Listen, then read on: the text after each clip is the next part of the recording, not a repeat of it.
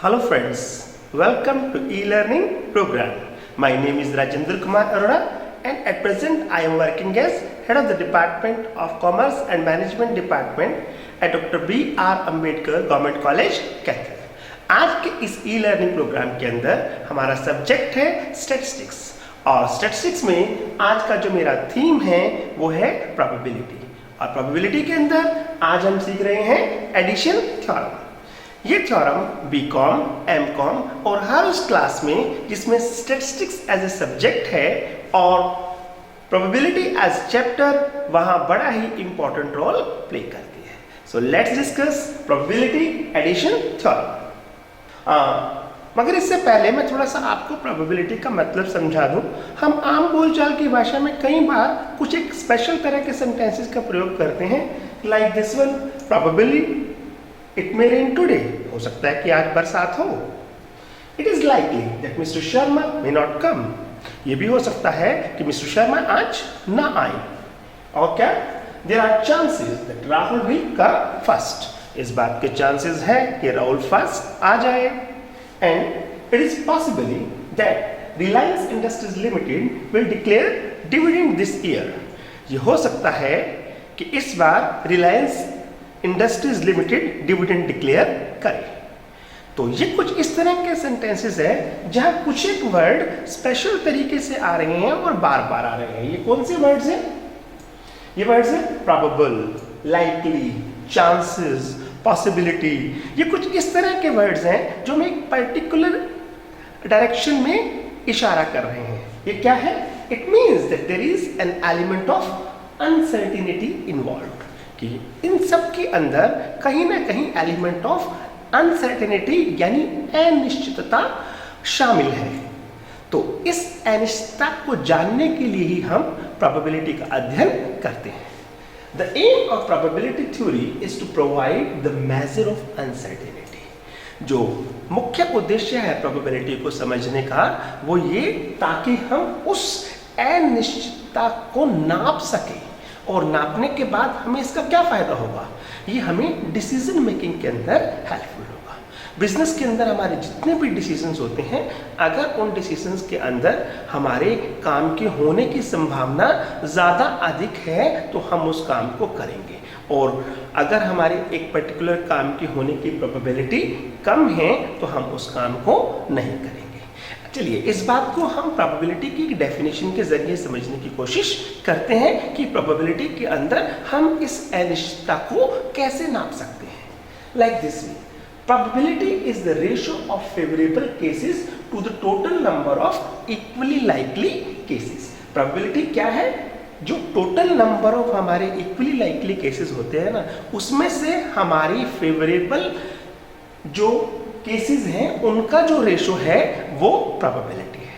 चलिए इस बात को हम ना एक मैथमेटिकल मॉडल के जरिए समझते हैं, प्रोबेबिलिटी का मैथमेटिकल मॉडल। जो हम प्रोबेबिलिटी निकालते हैं उसके अंदर अभी मैंने जो डेफिनेशन के अंदर क्या बताया था कि it is a ratio of favourable number of cases to the total number of equally likely cases. That means जो हमारी टोटल नंबर ऑफ आउटकम्स हैं उनको हम नीचे रखते हैं और फेवरेबल नंबर ऑफ आउटकम्स को हम ऊपर रखते हैं। प्रोबेबिलिटी को हम P से डिनोट करते हैं और किसी काम के होने की संभावना को लाइक हम PA कह देते हैं, और स्मॉल्स में देखें तो हम स्मॉल p का प्रयोग करते हैं किसी काम के होने की संभावना। जो फेवरेबल नंबर ऑफ केसेस हैं उनको हम स्मॉल m से डिनोट करते हैं और total number of equally likely cases को n से डिनोट करते हैं। तो जो हमारी प्रोबेबिलिटी है it is m divided by n। Like this वे, किसी काम के ना होने की संभावना को हम कैसे डिनोट करते हैं? PA बार से, और स्मॉल्स में कहें तो हम इसे स्मॉल q से डिनोट करते हैं। अब चूंकि हम जानते हैं कि किसी काम के होने या ना होने की संभावना कुल मिलाकर कितनी रहती है? 1। तो अगर किसी काम के होने की संभावना PA है तो किसी काम के ना होने की संभावना कितनी होगी? वो होगी 1 माइनस PA, और अगर हम दूसरे शब्दों में कहें तो 1 माइनस m ओवर n। तो यहाँ आकर हमें थोड़ा थोड़ा प्रोबेबिलिटी का मतलब पता चल गया कि किसी काम के होने की संभावना को हम कैसे निकालते हैं और किसी काम के ना होने की संभावना को हम कैसे निकालते हैं। यहाँ आकर हमें प्रोबेबिलिटी का मीनिंग पूरी तरह से क्लियर हो जाता है। So let's move to our main topic, addition theorem of probability. Addition theorem के अंदर हम एक से ज्यादा इवेंट्स की बात करेंगे। अभी मैं जो एडिशन थ्योरम डिस्कस कर रहा हूं वो 2 इवेंट्स के लिए डिस्कस कर रहा हूं और केसेस कौन से हैं मेरे? Mutually exclusive cases. ये म्यूचुअली एक्सक्लूसिव केसेस कौन से होते हैं? जहां सपोज एक मेरा इवेंट है ए और दूसरा इवेंट है बी। जब ए इवेंट के होने की संभावना बी इवेंट के होने की संभावना से पूरी तरह स्वतंत्र हो और बी इवेंट के होने की संभावना ए इवेंट के होने की संभावना से पूरी तरह से स्वतंत्र हो, तो हम कहेंगे ए और बी म्यूचुअली एक्सक्लूसिव है। तो अगर हम कोई काम कर रहे हैं, लाइक हम डाई फेंक रहे हैं और डाई के अंदर 4 आने की संभावना कितनी है? 1/6 और 5 आने की संभावना कितनी है? 1/6। तो 4 आने की जो संभावना है वो 5 आने की संभावना से पूरी तरह से स्वतंत्र है।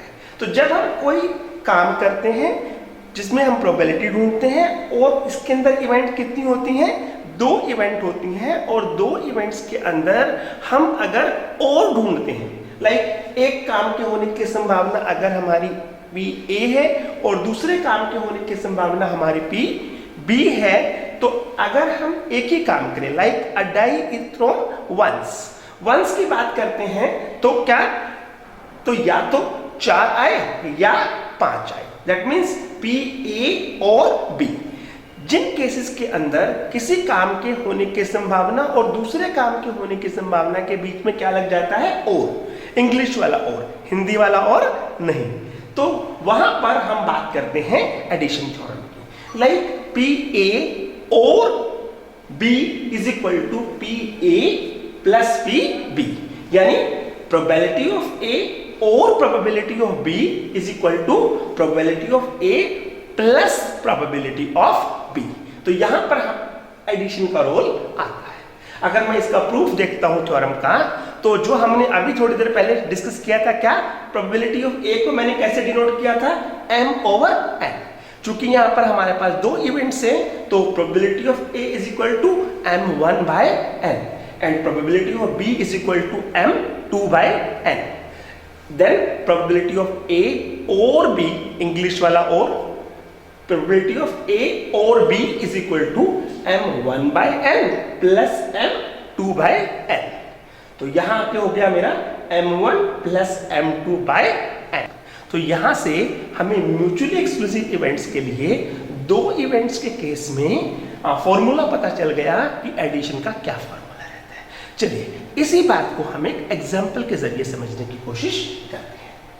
Like this, a card is drawn at a random from a pack of cards.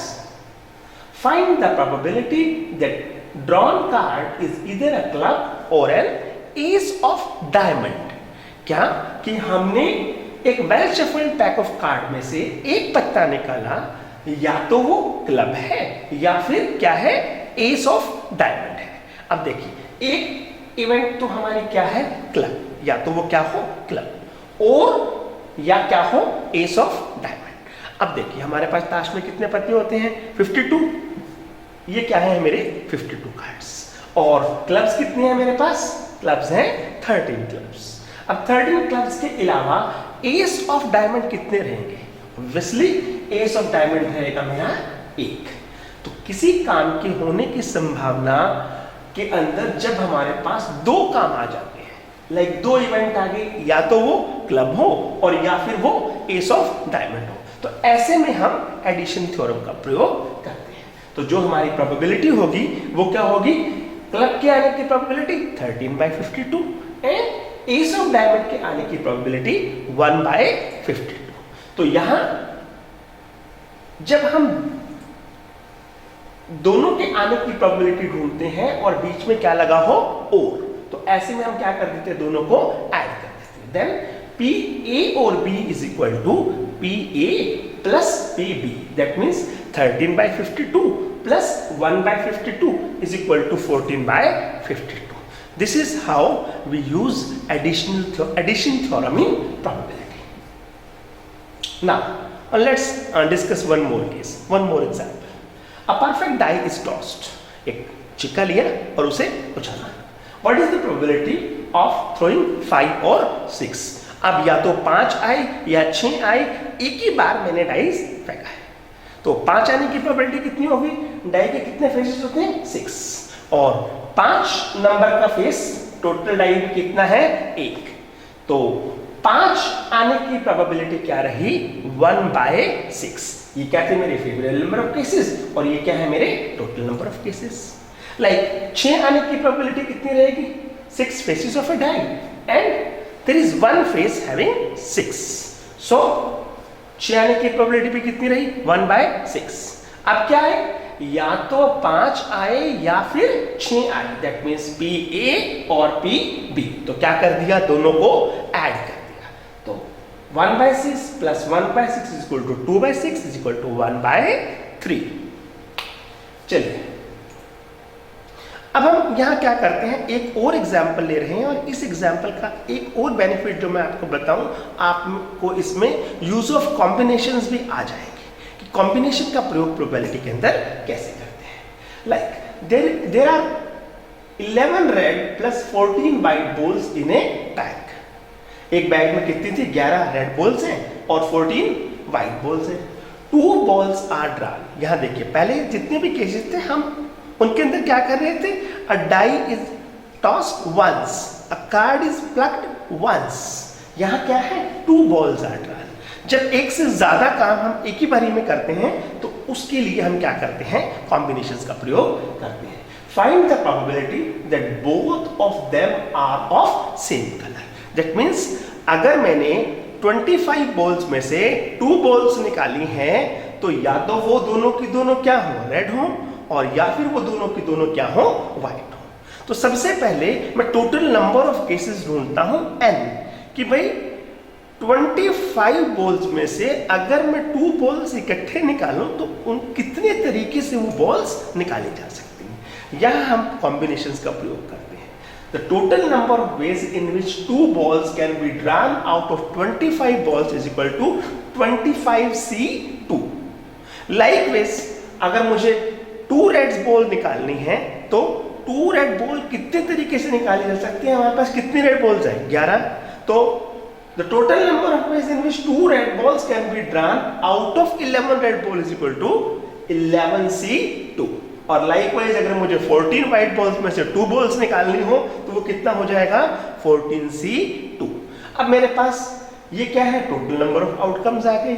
ये कौन से आ गए? दोनों अलग अलग तरीके से फेवरेबल नंबर ऑफ आउटकम्स. तो मैं पहले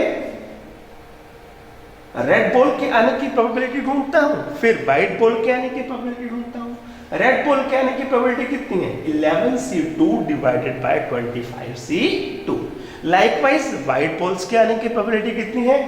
14C2 डिवाइडेड बाय 25C2. अब नाउ क्वेश्चन क्या है हमारा? या तो कि वो दोनों बॉल्स रेड हो या दोनों बॉल्स क्या हो? व्हाइट हो. That means P2R or 2W. That means 2 red balls और 2 व्हाइट बॉल्स. तो क्या करो? दोनों को ऐड कर दो. ऐड किया तो इसको सॉल्व करके मेरा क्या? 73/150 ये आंसर आ गया. तो ये क्या थे? मेरे कुछ एग्जाम्पल्स थे जो मेरे म्यूचुअली एक्सक्लूसिव के थे, और इसमें कितनी इवेंट्स थी? 2 इवेंट्स थी. अब मैं म्यूचुअली एक्सक्लूसिव का ही एडिशन थ्योरम का एग्जांपल ले रहा हूं, लेकिन इसमें कितनी इवेंट्स हैं? 3. P, A और B के अलावा एक और आ गया, और C. यानी या तो A हो या B हो या C हो. That means we are having 3 mutually exclusive events. The probability of happening in event A is completely independent of probability of happening event B and event C. तो यहाँ तीनों के होने की प्रोबेबिलिटी एक दूसरे से पूरी तरह से स्वतंत्र है. अगर ऐसा है तो ये कौन सी इवेंट्स बन जाती हैं? हमारी म्यूचुअली एक्सक्लूसिव. तो ऐसे में अगर एडिशन थ्योरम आती है तो PA और B और C is equal to PA plus PB plus PC. तो PA is equal to M1/n, PB is equal to M2 by N, PC is equal to M3 by N। तो या तो ये हो या ये हो या ये हो, दैट मीन्स तीनों को क्या करना है, हमें ऐड करना है। And finally what we get, M1 plus M2 plus M3 by N। चलिए इस बात को हम किसके जरिए समझते हैं, एक एग्जाम्पल के जरिए समझते हैं। ये देखिए, an M contains 4 red, 5 black, 3 yellow and 6 green balls. बड़ी सारी बॉल्स हो गई। तो टोटल हमारी कितनी बॉल्स हैं, 4 red, 5 black, 3 yellow and 6 green, यानी 18 बॉल्स हैं। A ball is drawn at a random। अब देखिए यहाँ कितनी बॉल्स निकाली है, एक बॉल निकाली है। Find the probability that either it is a red और ब्लैक और येलो। कितना आसान क्वेश्चन है। पहले रेड के आने की प्रोबेबिलिटी को ढूंढेंगे, फिर ब्लैक के आने की प्रोबेबिलिटी को ढूंढेंगे, फिर येलो के आने की प्रोबेबिलिटी को ढूंढेंगे और फिर तीनों को क्या कर देंगे, ऐड। तो रेड के आने की प्रोबेबिलिटी कितनी है मेरी, 4/18। ब्लैक के आने की प्रोबेबिलिटी कितनी है मेरी, 5/18। देन येलो के आने की probability 3/18। A ball is drawn, either it is a red or black or yellow, that means PA or PB or PC is equal to 4/18 जमा 5/18 जमा 3/18 is equal to 12/18। तो ये कौन से केसेस थे, म्यूचुअली एक्सक्लूसिव के अंदर 3 इवेंट्स के केसेस थे। चलिए अब देखते हैं उन नॉन म्यूचुअली एक्सक्लूसिव इवेंट्स को। लाइक अगर मैं एक इवेंट को A मानूं और दूसरी इवेंट को B मानूं, तो यहां जो नॉन म्यूचुअली एक्सक्लूसिव इवेंट होंगे वहां A के आने की प्रोबेबिलिटी B से पूरी तरह इंडिपेंडेंट नहीं है और B के होने की प्रोबेबिलिटी A से पूरी तरह इंडिपेंडेंट नहीं है। That means there is some common part in it and that part is denoted to be AB। तो यहां पर 2 इवेंट्स के लिए मैं नॉन म्यूचुअली एक्सक्लूसिव के केसेस को लेता हूं, तो मेरी प्रोबेबिलिटी को कैसे डिनोट करूंगा मैं, PA और B और बोथ, क्योंकि अब इसमें कौन सा पार्ट आ गया, एक ऐसा कॉमन पार्ट भी आ गया जो A में भी है और B में भी है। तो ऐसे में probability of A plus probability of B minus probability of P, A and B, यानी कि जो कॉमन पार्ट है उससे दोनों की प्रोबेबिलिटी के सम में से माइनस करना होगा। तो यहां जो मेन इंट्रोड्यूस हुआ है वो क्या है, PAB, जिसको मैंने कैसे डिनोट किया है, M3/N से। तो यहां PA और B will be M1 plus M2 minus M3/N। तो ये क्या था, मेरा एक थ्योरम थी जिसे अब मैं एक एग्जाम्पल के जरिए आपको और ज्यादा अच्छे तरीके से समझाता हूं।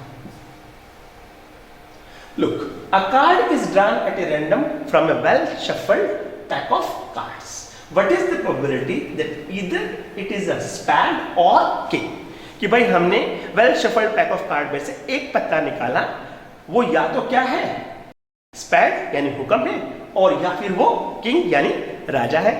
तो देखें अब कितने पत्ते होते हैं कार्ड्स, टोटल 52 होते हैं। 52 में से पहले मैं ढूंढता हूं स्पैड के आने की प्रोबेबिलिटी। स्पैड के आने की प्रोबेबिलिटी कितनी है, 13 spades, 52 cards, that means what is the probability of coming spade? It is 13/52। अब बात करते हैं किंग की। तो किंग कितने होते हैं, 4, like this way। These are my 52 cards out of which kings are 4। तो किंग आने की प्रोबेबिलिटी कितनी रहेगी, 4/52। लेकिन यहां पर एक छोटी सी गड़बड़ है। गड़बड़ क्या है, जो मेरे किंग्स हैं उनमें एक स्पैड का किंग है और जो मेरे स्पैड्स थे उनमें एक किंग था, वो भी किसका था, स्पैड का किंग। दैट मींस स्पैड का किंग यहां किंग की प्रोबेबिलिटी में भी कॉमन है और वहां स्पेड्स की प्रोबेबिलिटी में भी कॉमन है। तो ये कौन सा किंग है, ये 52 कार्ड्स के अंदर मेरा ये जो स्पैड का किंग है वो स्पेड्स में भी है और किंग्स में भी है। तो ये है मेरा वो कॉमन पार्ट जिसे मैं PAB से डिनोट करता हूं और जिसकी आने की प्रोबेबिलिटी कितनी है, 1/52। तो जो अगर मैं नॉन म्यूचुअल एक्सक्लूसिव के लिए, अब ये इवेंट कैसे हो गए, क्योंकि ये वाला पार्ट कॉमन है इसीलिए हम इसे कहते हैं नॉन म्यूचुअली एक्सक्लूसिव इवेंट्स। तो इसके लिए अब मैं अगर एडिशन थ्योरम का प्रयोग करता हूं तो एडिशन थ्योरम के अंदर PA plus PB minus PAB, that means 13/52 plus 4/52 minus 1/52, जो कि इस किंग की प्रोबेबिलिटी है। तो फाइनल प्रोबेबिलिटी इज 4/30। तो यहां से हमें उन केसेस का पता चलता है जो मेरे नॉन म्यूचुअल एक्सक्लूसिव केसेस हैं। चलिए एक और एग्जांपल के जरिए इसी बात को समझते हैं। अ bag contains 30 red balls numbered from 1 to 30. A ball is drawn at a random. अब देखिए मेरे पास बॉल्स हैं जिनके ऊपर नंबर लिखे हुए हैं 1 से लेके 30 तक। इसके अंदर क्या करना है, मुझे एक बॉल निकालनी है। Find the probability that the number of ball is multiple of 5 और 6, यानी इन बॉल्स में से जो मेरी बॉल निकले वो या तो 5 के मल्टीपल हो या फिर 6 के मल्टीपल हो। तो पहले मैं 5 के मल्टीपल्स के आने की प्रोबेबिलिटी ढूंढता हूं, फिर 6 के आने की प्रोबेबिलिटी ढूंढता हूं। अब 5 के मल्टीपल्स कौन से हैं मेरे? 5 to 30, 5, 10, 15, 20, 25, 30, ये कितने हैं? 6। तो मल्टीपल ऑफ 5 आने की जो मेरी प्रोबेबिलिटी रहेगी वो क्या रहेगी? 6/30। अब मैं अगर 6 के मल्टीपल्स ढूंढूं तो वो कौन से होंगे? ये 6, 12, 18, 24 एंड 30। तो ये कितने हैं? 1, 2, 3, 4, 5। तो 6 के मल्टीपल्स आने की जो मेरी प्रोबेबिलिटी है वो है 5/30। लेकिन यहां पर ये एक ऐसी फिगर है 30 जो 5 के मल्टीपल्स में भी है और 6 के मल्टीपल्स में भी है। दैट मीन्स यही वो कॉमन पार्ट है जो PA में भी है और PB में भी है। ये देखिए ये जो 30 है, इस 30 के आने की जो प्रोबेबिलिटी है वो कितनी रहेगी? 1/30। That means PA and B is equal to 1/30। तो मेरे 5 और 6 के मल्टीपल्स आने की जो प्रोबेबिलिटी है वो क्या होगी? PA plus PB minus PA and B। तो 6/30 plus 5/30 minus 1/30, that is equal to 10/30, 1/3, it's 1/3। Okay, तो ये क्या था? मेरा नॉन म्यूचुअली एक्सक्लूसिव का 2 का केस था। अब देखते हैं एडिशन थ्योरम के अंदर ही नॉन म्यूचुअली एक्सक्लूसिव के केसेस को, जहां मेरे पास इवेंट कितनी है? 3। ये A इवेंट है मेरी, ये B इवेंट है और ये C इवेंट है। अब यहां काफी सारी ओवरलैपिंग हो रही है। A के आने की प्रोबेबिलिटी पूरी तरह से B और C से इंडिपेंडेंट नहीं है। लाइकवाइज B और C की प्रोबेबिलिटी भी A के आने से पूरी तरह से इंडिपेंडेंट नहीं है। तो ऐसे केसेस के अंदर जो हमेरी P इधर A और B और C की प्रोबेबिलिटी निकलेगी, उसके अंदर PA plus PB plus PC तो करेंगे, लेकिन अब यहाँ PA और B में एक ऐसा पार्ट है AB जो कि कॉमन है, जिसे हमें क्या करना पड़ेगा? यहाँ माइनस करना पड़ेगा। ऐसे ही PA और C के अंदर ये कॉमन पार्ट है AC, जिसे यहाँ माइनस करना पड़ेगा। फिर ऐसे ही B और C के अंदर एक कॉमन पार्ट है BC, उसे भी हम माइनस कर देंगे। लेकिन ये क्या है? यहाँ एक ऐसा और भी पार्ट है जो तीनों के अंदर कॉमन है, जो इन माइनसेस के अंदर कट गया, तो उसे वापस यहाँ पर आकर जोड़ देंगे। तो ऐसे मेरी ये 3 की जो प्रोबेबिलिटी है वो कंप्लीट होगी, जिसमें हम इधर A और B और C 4 non mutually exclusive events के लिए लेंगे। चलो इस बात को ना हम एक अच्छे तरीके से और समझते हैं एक एग्जाम्पल के साथ। एग्जाम्पल क्या है? A number of ball is drawn at a random of balls from numbering 1 to 50, कि 1 से 50 तक के नंबर की बॉल्स में से हमें क्या करना है? एक बॉल ड्रॉ करनी है। What is the probability that it will be a multiple of 2 और 3 और 10? कि अब पहले तो 5 और 6 के मल्टीपल्स की बात थी, लेकिन अब कितने हैं? यहाँ पर 3 है। कौन कौन सा? पहला है 2 का मल्टीपल, दूसरा है 3 का मल्टीपल और तीसरा है 10 का मल्टीपल। अब पहले क्या करते हैं? हम 2 के मल्टीपल्स की प्रोबेबिलिटी को ढूंढते हैं। 2 के मल्टीपल्स कितने हैं 50 तक के नंबर्स में? 25। तो 25/50 दैट मींस 1/2। अब ढूंढते हैं फिर 3 के मल्टीपल्स की बात। 3 के मल्टीपल्स कितने होंगे? 16 3s are 48। तो 16/50 इज इक्वल टू 3 के मल्टीपल्स की प्रोबेबिलिटी। देन 10 के मल्टीपल्स की प्रोबेबिलिटी ढूंढे तो 10, 20, 30, 40, 50. There are 5 multiples of 10, that means 5 by 50. तो यहाँ मेरा पी ए भी आ गया, पी बी भी आ गया और पी सी भी आ गया। अब कौन कौन से ढूंढने हैं?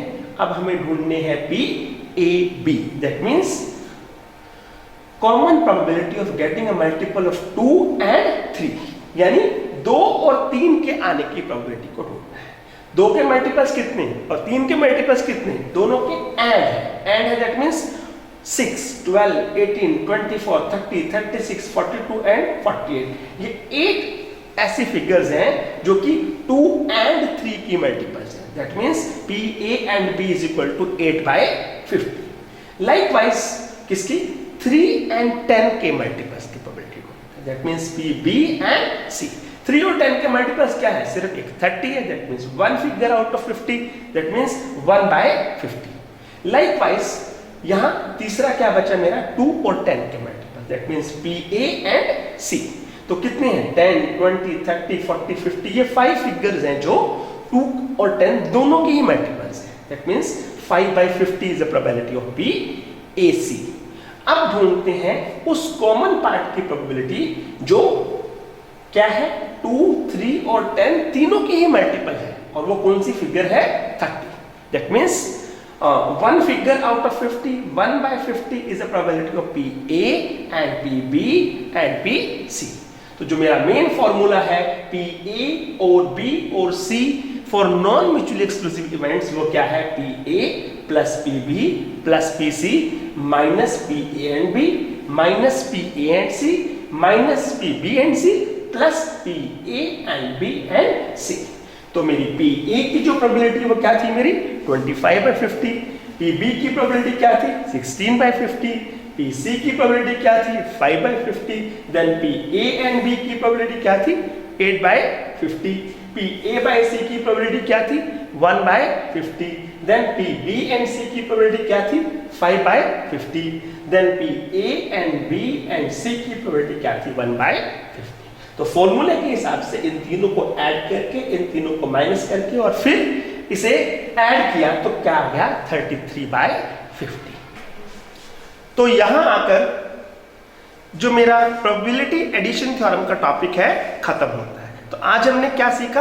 आज हमने एडिशन थ्योरम के दोनों केसेस सीखे, म्यूचुअली एक्सक्लूसिव के भी और नॉन म्यूचुअली एक्सक्लूसिव के भी, और उसके अंदर भी हमने 2 इवेंट्स के केसेस और 3 इवेंट्स के केसेस को डिस्कस किया। उम्मीद करता हूं कि ये लेक्चर आपको बड़ी आसानी से समझ में आ गया होगा।